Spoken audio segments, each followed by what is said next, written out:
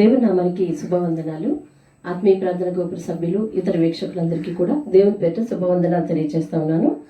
232 ఆత్మీయ అభివృద్ధి కూడికకు వచ్చాం. మనం రోమపత్రిక ధ్యానాలు వచనం వెంబడి వచనం ధ్యానిస్తూ 8వ అధ్యాయానికి వచ్చాం. మనం మీ అందరికీ తెలుసు. రోమపత్రిక ధ్యానాలు ప్రారంభించి 35వ వర్తమానం ఇది.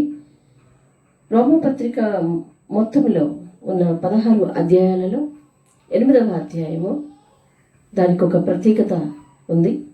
ఈ 8వ అధ్యాయము ఒక గొప్ప స్టేట్మెంట్తో స్టార్ట్ అవుతుంది. 1 నుంచి 4 వచనాలు ఈ వారం ధ్యానిద్దాం. దేవుడు సహాయం చేయలాగున ప్రార్థిద్దాం. నాతో కలిసి ప్రార్థించండి.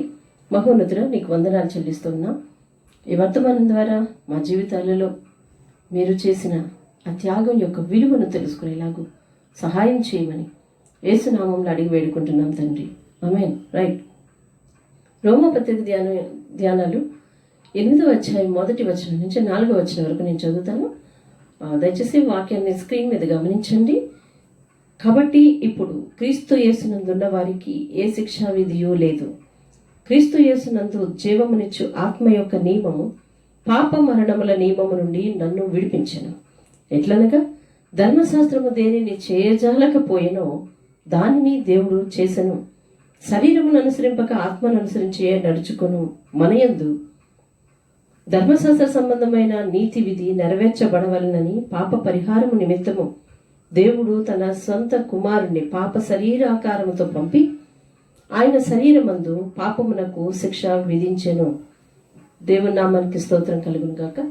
ఈ అధ్యాయము మీకు ముందే మనం అనుకున్నాం. ఈ అధ్యాయము 1వ వచనంలోనే గొప్ప స్టేట్మెంట్తో స్టార్ట్ అవుతుంది. ఏమిటో స్టేట్మెంట్? కాబట్టి ఇప్పుడు క్రీస్తు యేసునందున్న వారికి ఏ శిక్షా విధియూ లేదు. వాట్ ఏ గుడ్ స్టేట్మెంట్ కదా. క్రీస్తు యేసునందు ఎవరైతే ఇప్పుడు ఉన్నారో, యేసును అంగీకరించి యేసు త్యాగాన్ని అర్థం చేసుకొని యేసును మనఃపూర్వకంగా నా రక్షకుడు, నా విమోచకుడు, ఈయన దేవుడు అని ఎవరైతే ఒప్పుకుంటారో, ఆయన అనుసరించి ఆయన మార్గాన్ని అనుసరించి ఆయన చెప్పిన బోధను అనుసరించి ఎవరైతే నడుచుకుంటున్నారో వారికి శిక్షా విధి లేదు. దేవునికి స్తోత్రం కలుగును గాక.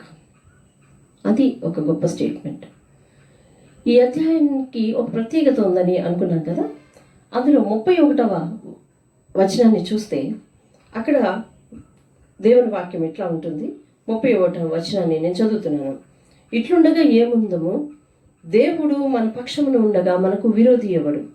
దేవుడు మన పక్షమున ఉంటే విరోధి మనకు లేడు. అదొక స్టేట్మెంట్.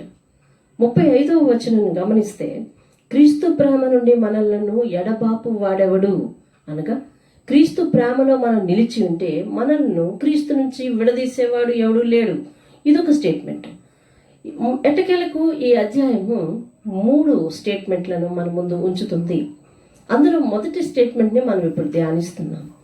క్రీస్తు యేసునందు ఉన్నవారికి ఏ శిక్షా విధియూ లేదు. శిక్ష లేదు. సింపుల్గా చెప్పాలి అంటే దేవుడు నీతో చెప్తున్నాడు, నీవెంత ఘోరమైన పాపివైనా శిక్ష లేదు అనగా పాపాన్ని కొనసాగిస్తూ చేయమని కాదు. 7వ అధ్యాయంలో పౌలు ఏమని చర్చించాడు? ఆత్మానుసారంగా ఎట్లా నడుచుకోవాలో, మరణానికి లోనయ్యే శరీరము, పాపము శరీరాన్ని మరణమునకు నడిపిస్తుంది. ఏ మరణము? ఇక్కడ భౌతిక మరణము నడిపిస్తుంది. మరి ఆత్మను ఏ మరణానికి నడిపిస్తుంది? 2వ మరణానికి నడిపిస్తుంది. అనగా అదేమిటి? నిత్య నరకాగ్ని.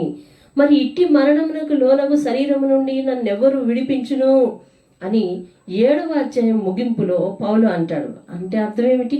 క్రీస్తు ప్రేమ మాత్రమే ఇట్టి మరణమునకు లోనగు శరీరము నుండి విడిపించేది అని ఒక కంక్లూషన్ కూడా ఇస్తున్నాడు. అందుకని 8వ వచనం ప్రారంభంలో కాబట్టి అని స్టార్ట్ చేశాడు. కాబట్టి అనగా అక్కడ ఒక గొప్ప నిర్ణయం జరిగింది. ఏమిటా నిర్ణయం? శరీరము పాపము అనే ప్రభుత్వం కింద, పాపపు ప్రభుత్వం కింద నివసించినప్పుడు శరీరము ఖచ్చితంగా శిక్షకు లోనవ్వాలి. అది రూల్. మరి శిక్షకు లోనయ్యే ఈ శరీరం నుండి ఈ ఆత్మను పరిశుద్ధంగా దేవుని రాజ్యానికి నడిపించేవారెవరు? క్రీస్తు యేసు తప్ప మరెవరు నడిపించలేరు అన్నది ఒక చక్కని నియమము అక్కడ ఏర్పాటు చేయబడింది. ఈ నియమంలో పౌలు అంటున్నాడు, కాబట్టి ఇప్పుడు ఈ నియమం చేయబడింది కాబట్టి ఇప్పుడు క్రీస్తు యేసునందు ఉన్న వారికి ఏ శిక్షా విధి లేదు, ఇక శిక్షింపబడటం అనేది లేదు. ధర్మశాస్త్రము ఈ దేనిని చేయజాలకపోయెనో క్రీస్తు దానిని చేసను అని అక్కడ 3వ వచనంలో మనతో చెప్తున్నాడు. 2వ వచనంలో చెప్తున్నాడు చూడండి. క్రీస్తు యేసునందు జీవమునిచ్చు ఆత్మ యొక్క నియమము. క్రీస్తు యేసునందు జీవం మనకి. మన శరీరము పాపానికి లోనైనది కాబట్టి, పాప ఏచ్చులకు నడిపిస్తుంది కాబట్టి, ఈ లోకము దాని ఆశలు అన్నీ కూడా శరీరం యొక్క అంతరింద్రియములో సుఖ నివాసం చేసి శరీరాన్ని పాపము అనే మార్గంలోకి నడిపిస్తుంది కాబట్టి, తుదుకు అది మరణానికి తీసుకువెళ్తుంది కాబట్టి, మరి అట్టి మరణము, పాప మరణముల నియమము నుండి మనల్ని విడిపిస్తుంది క్రీస్తు శరీరం. సరే, ఇప్పుడు ఎట్లనగా ధర్మశాస్త్రం దేన్ని చేయజాలకపోయినా, ధర్మశాస్త్రం ఏం చేయలేకపోయిందట? ధర్మశాస్త్రము పాపిని కనికరించలేకపోయింది. జాగ్రత్తగా విందాం దేవుని వాక్యాన్ని. ధర్మశాస్త్రము పాపిని కనికరము చూపించలేకపోయింది అనగా ఎట్లు? ధర్మశాస్త్రం ఏం వివరించింది? ధర్మశాస్త్రము పాపం అనగా ఎటుదో వివరించింది. పాపము చేస్తే దానికి శిక్ష ఏమిటో వివరించింది. ఆ శిక్షను తప్పించుకోవటానికి లేదా విడిపించుకోవటానికి చాలా వరకు మార్గాన్ని చూపించలేకపోయింది. అయితే క్రీస్తు చెప్తా ఉన్నాడు, పాపము చేసిన స్త్రీతో మాట్లాడుతూ ఒక మాట చెప్పాడు. ఏమిటా మాట? ఇకను పాపము చేయవద్దు. ఈ వచనాన్ని మనం వ్యభిచార స్త్రీ, పట్టుబడిన వ్యభిచార స్త్రీ సందర్భంలో మనం వింటూ ఉంటాం. ఆ వ్యభిచార స్త్రీ పాపం చేసి యేసుక్రీస్తు దగ్గరికి వచ్చినప్పుడు ధర్మశాస్త్ర ప్రకారం ఏం చేయాలా? మనం రాళ్లతో కొట్టి చంపాలి. మరి రాళ్లతో కొట్టి చంపాలి అన్నది ధర్మశాస్త్రం నిర్ణయిస్తే, ధర్మశాస్త్ర ప్రకారం ఆమె మరణానికి అర్హురాలు. ఏ మరణం? నిత్య మరణం, నిత్య నరకాగ్నికి అర్హురాలు. అటువంటి పాపాన్ని ధర్మశాస్త్రపు అర్థంలో చూస్తే వ్యభిచార స్త్రీ చేసిన పాపానికి విరుగుడు అనేది లేదు, జీవము లేదు. ఆమె యొక్క ఆత్మ, ఆమె నిత్య నరకాగ్నిలో పడి చావాల్సిందే, పడి ఉండవలసిందే. ఇక అక్కడ ఆరని అగ్ని, ఆరని పురుగు మనకు తెలిసిన విషయమే. అయితే క్రీస్తు ఏం చేశాడు? ఆ విషయాన్ని, ధర్మశాస్త్రము చేయలేని సంగతిని క్రీస్తు చేశాడు. ఏం చేశాడు అంటే ఆమెను క్షమించాడు. ఎలాగూ క్షమించాడు అంటే, అమ్మా నీ తప్పేమిటో తెలుసుకున్నావు కాబట్టి ఇకను పాపము చేయవద్దు. ధర్మశాస్త్రం అంతా కూడా యేసుక్రీస్తు ఒకే ఒక స్టేట్మెంట్లో చెప్పాడు. ఏమిటది? ఇకను పాపము చేయకు. అందుకనే ఈ వచనాలు రాస్తున్న పౌలు కూడా పూర్వము హంతకుడు, దూషకుడు, హింసకుడు అని మనకు తెలుసు.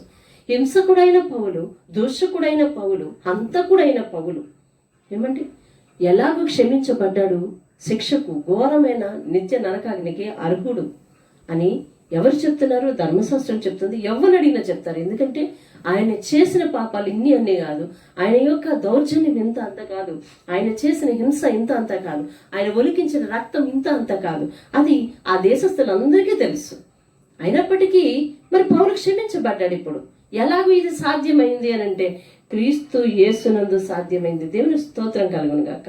అటు క్షమాపణ పొందిన పౌలు అంటున్నాడు, తెలియక చేసి తిని కాబట్టి క్షమించబడి తిని ఇప్పుడు క్రీస్తు యేసునందు నేను నిత్య జీవం అనుభవిస్తున్నాను అని చెప్తా ఉన్నాడు. ధర్మశాస్త్రం ఏం చేయలేకపోయింది?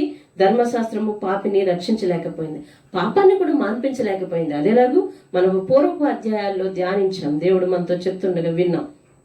ఏమిటది?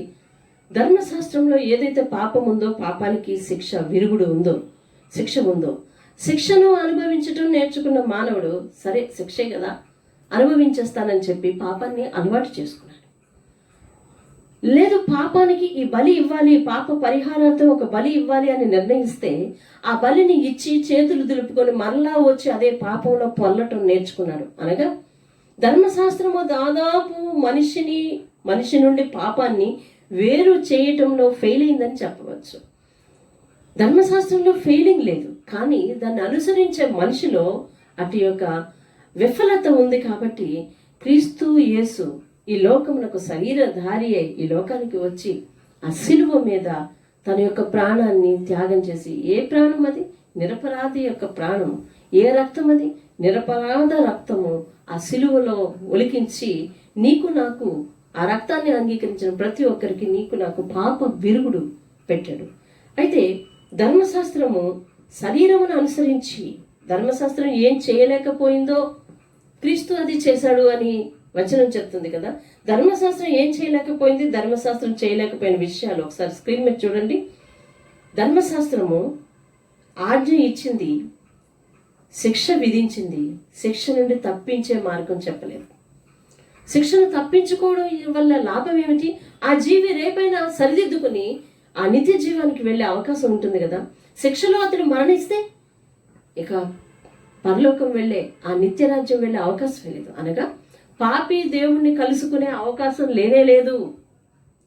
పాపి దేవుణ్ణి కలుసుకునే అవకాశాన్ని ఇవ్వలేకపోయింది ధర్మశాస్త్రం. మరి ధర్మశాస్త్రం ఇంకా దేన్ని చేయలేకపోయింది? పాపాన్ని అదుపు చేయలేకపోయింది. పాపము, ధర్మశాస్త్రంలో కఠినమైన శిక్షలు ఉంటుండగా పాపం విస్తృతంగా ఎట్లాగా అభివృద్ధి చెందింది? అలవాటు చేసుకున్నాడు మానవుడు. అలవాటు చేసుకుని దానిలోనే జీవించడం అలవాటు చేసుకున్నాడు కాబట్టి పాపం విస్తృతంగా ప్రబలిపోతా వచ్చింది. పాపాన్ని అదుపు చేయలేకపోయింది ధర్మశాస్త్రం. అలాగే శరీరమును అనుసరించి నడుచుకునేటట్లు చేసింది. శిక్ష అట్లా ఉంటే ఉన్నాయి, బలి ఇస్తే పోతుంది, లేకపోతే దహన బలులు అర్పిస్తే పోతుంది, కాబట్టి నువ్వు పాపంలోనే ఉండు అన్నట్టుగా మనిషి తన మనసుకు అలవాటు చేసుకున్నాడు. అది ధర్మశాస్త్రం అట్లా చెప్పలే. ఇట్లుండగా ధర్మశాస్త్రం పాపం అని అంటామా అని పౌలు ప్రశ్నిస్తున్నాడు. ధర్మశాస్త్రం పాపం కాదు, కానీ ధర్మశాస్త్రంలో రాయబడిన ఆజ్ఞలు, ఆ శిక్షకు మానవుడు అలవాటు పడిపోవడం వలన శరీర ఏచ్ఛలను అనుసరించి నడుచుకునేటట్లు మానవుడు నేర్చుకున్నాడు. దాని నుండి ధర్మశాస్త్రం తిప్పలేకపోయింది. శరీర ఏచ్ఛల కొరకు నరకానికి అనగా నిత్య నరకాగ్నికి వెళ్లేందుకు కూడా సిద్ధమైపోయాడు మానవుడు, ధర్మశాస్త్రం పక్కన ఉంటుండగానే. అంటే ధర్మశాస్త్రము మానవుణ్ణి నరకము అనే విషయాన్ని చూపించి భయపెట్టలేకపోయింది. ఒకవేళ భయపెట్టినా ఇక్కడ ఉన్న ఆ శరీర హెచ్చలకు లోనయ్యాడు కాబట్టి దాన్ని తేలికగా తీసుకునేటట్లు చేసింది. మరి ధర్మశాస్త్రం ఇన్ని విషయాల్లో ఫెయిల్ అవుతూ ఉంటుండగా ధర్మశాస్త్రం దేనిని చేయజాలకపోయినో దేవుడు దానిని చేశాను అని ఉంది కదా. మరి దేవుడు ఏం చేశాడు? దేవుడు ఏం చేశాడు అంటే ధర్మశాస్త్రానికి విరుద్ధంగా అనగా ధర్మశాస్త్రానికి వ్యతిరేకి కాదు దేవుడు. అది ఏం చేయలేకపోయిందో అనగా దేవుడు మనిషి విషయంలో, మనిషి యొక్క ప్రవర్తనలో ఏ ఫలితాన్ని ఆశించి ధర్మశాస్త్రాన్ని రూపొందించాడో ఆ ఫలితం ధర్మశాస్త్రం తేలేకపోయింది. కాబట్టి ఇప్పుడు క్రీస్తు ఈ భూమి మీదకి వచ్చి ఆ ఫలితాన్ని తీసుకురావడానికి ప్రయత్నించాడు. దేవుని స్తోత్రం కలుగును గాక. పరిశుద్ధాత్ముడు నీకు నాకు అర్థం చెప్పాలి. ఎలాగది? ఇకను పాపము చేయకు అనే ఒక్క కనికరము కలిగిన మాటతో కొత్త నిబంధన గ్రంథం అంతా చూడండి. నీ పాపములు క్షమించబడ్డాయి అని యేసు ఎవరితో అయితే చెప్పాడో వారు పాపాన్ని మానుకున్నారు. దేవునికి స్తోత్రం కలుగును గాక. వారు పాపాన్ని మానుకున్నారు, పాపపు జోలికి పోయిన వారు కాదు. జక్కయ్య తను చేసిన యొక్క ఆ కఠినమైన వడ్డీ వ్యాపారం ఎవరు చెప్పితే ఒప్పుకున్నాడు? ఎవరు చెప్పలేదు. క్రీస్తు యొక్క దయాగుణం, క్రీస్తుని చూసిన వెంటనే, క్రీస్తుని మనసులో అంగీకరించిన వెంటనే తన యొక్క చెడు లక్షణాలన్నీ తనంతట తనకే కనిపించాయి. ఎప్పుడైతే తన చెడు లక్షణాలు తనంతట తనకు కనిపించాయో వెంటనే జక్కయ్య తాను ఏం వదులుకోవాలో దాన్ని నిర్ణయించుకున్నాడు. ఏం వదులుకోవాలో నిర్ణయించుకున్నాడు. జక్కయ్యకు ఆ యొక్క వాక్యాన్ని పరిశీలించండి. లోకాసువార్త 19వ అధ్యాయంలో దొరుకుతాడు జక్కయ్య. జక్కయ్య జీవితంలో ఫలానా లోపం ఉన్నది అని చెప్పి యేసు చెప్పలేదు. చెప్పకుండానే అతడు సరిచేసుకున్నాడు. రైట్. ధర్మశాస్త్రము చెప్పింది, మనలో ఉన్న లోపాన్ని ఎత్తి చూపించింది, దానికి శిక్షను నిర్ణయించింది, కానీ ఫలితాన్ని తేలేకపోయింది.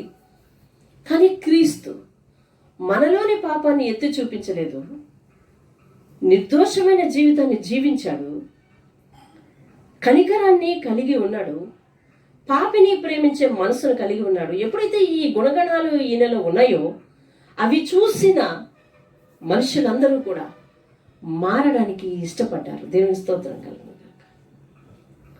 జక్కయ్యలో ఏ లోపం ఉంది అని ఎవరు చెప్పారు? కానీ జక్కయ్యని తిట్టని నోరు లేదు. ఆ వాక్యాన్ని బట్టి చూస్తే అతడు బహు మూర్ఖత్వం కలిగిన మనిషి. అటువంటి వ్యక్తి నేను ఎవరెవరి దగ్గర అయితే అన్యాయంగా తీసుకున్నానో వాళ్ళకి తిరిగి 4 గింతలు ఇచ్చేస్తాను అని చెప్పి ఒప్పుకున్నాడు. ఆ ఒప్పుకోలు ఎక్కడి నుంచి వచ్చింది? ఎవరు చెప్పారు అతడు చేస్తుంది అన్యాయము అని? ఎవరు వేరెత్తి చూపించారు తన పాపాన్ని? ఎవరు చూపించలే. యేసుని ఎప్పుడైతే తన ఆత్మీయ నేత్రంతో చూశాడో, యేసు యొక్క మనసును ఎప్పుడైతే అర్థం చేసుకున్నాడో, మనిషి విషయంలో దేవుడు ఎటువంటి తలంపులను కలిగి ఉన్నాడని అర్థం చేసుకున్నాడో, పాపిని ప్రేమించే మనసును ఎప్పుడైతే యేసులో చూశాడో, జక్కయ్య యొక్క జీవితం అంతా తనకు తెలిసిపోయింది. ఎప్పుడైతే తన జీవితంలోనికి తను చూడగలిగాడో, తను మార్చుకోగలిగాడు. ధర్మశాస్త్రం చేయలేకపోయింది, క్రీస్తు చేసింది అదే. ఇప్పుడు నువ్వు కూడా వాక్యాన్ని వీక్షిస్తున్న నువ్వు కూడా క్రీస్తును నీ ఆత్మీయ నేత్రాలతో చూడగలిగితే నీ జీవితంలోకి నీకు తొంగి చూసే అవకాశం వస్తుంది. ఎప్పుడైతే నీ జీవితంలోనికి నువ్వు తొంగి చూస్తావో, నీ జీవితంలోనికి లోపాలు నీకు తెలుస్తాయి. ఎప్పుడు కూడా మనిషికి ఏం అలవాటైంది అంటే, ఎదుటి వాళ్ళ జీవితాల్లోనికి తొంగి చుట్టం అలవాటైంది, ఎదుటి వాళ్ళ జీవితాల్లో లోపాలను వేలెత్తి చూపించడం అలవాటైంది, ఎదుటి వాళ్ళ జీవితాలకు తీర్పు తీర్చడం అలవాటైపోయింది. కానీ క్రీస్తును చూస్తే, క్రీస్తు యొక్క ఆ మనసును చూడగలిగితే, ఆయన ఈ లోకానికి ఎందుకు వచ్చాడు, ఏం చేశాడు అనే విషయాలను నువ్వు అర్థం చేసుకోగలిగితే నీకు అర్థమవుతుంది నీ జీవితం ఏమిటో. మనిషి నేర్చుకోవాల్సింది ఏమిటి అంటే, తన జీవితంలోనికి తను తొంగి చుట్టూ నేర్చుకోవాలి. తొంగి చూసి ఏం చేయాలి? ఏది దేవునికి విరుద్ధంగా ఉందో దాన్ని మానుకోవాలి. ఎప్పుడైతే మానుకున్నావో నువ్వు మారిన మనిషిలాగా అవుతావు. అదే మారు మనస్సు. ఆ మారిన మనిషిలాగా ఎప్పుడైతే మారావో దేవునికి ఇష్టడవుతావు. చూడండి, ఒక్క మార్పు ఎన్ని ఫలితాలను తీసుకుని వస్తుందో. క్రీస్తు అది చేశాడు. వ్యభిచార స్త్రీని తీసుకొచ్చినప్పుడు కూడా మీరు లేఖనాలు పరిశీలిస్తే అందరూ తను చేసిన తప్పును వేలెత్తి చూపిస్తున్నారు. ధర్మశాస్త్రం ఏ శిక్షణ నిర్ణయించిందో కూడా వాళ్ళే చెప్పేస్తున్నారు. శిక్షను ఎలా అవలంబించాలో కూడా చెప్పేస్తున్నారు. ఎలా అప్లై చేయాలో కూడా చెప్పేస్తున్నారు. తన మరణం ఎట్లా ఉండాలో కూడా నిర్ణయిస్తున్నారు. ఇన్ని మాటలు మాట్లాడుతున్న వారి మధ్య క్రీస్తు నిలబడి ఒకటే అంటున్నాడు. ఏమిటో తెలుసా? అమ్మా, పాపము చేయని వారెవ్వరూ లేరు. పాపము చేయని వారే శిక్షను విధించే అర్హత ఉంది. కాబట్టి ఆయన ఒక్కటే మాట మాట్లాడాడు తనతో. అమ్మా, ఎవ్వరూ నీకు శిక్ష విధించలేదా? నేను నీకు శిక్ష విధించను. ఇకను పాపము చేయకు. దేనికి స్తోత్రం కలుగు. ఒక మాటలో ధర్మశాస్త్రాన్ని చెప్పగలుగుతున్నాడు. తన ప్రవర్తన అంతటిలో పాపిని మార్చగలుగుతున్నాడు. ఇట్టి గొప్ప దేవుణ్ణి నీవెక్కడైనా చూసావా? ధర్మశాస్త్రం చేయలేని పని, చట్టాలు చేయలేని పని.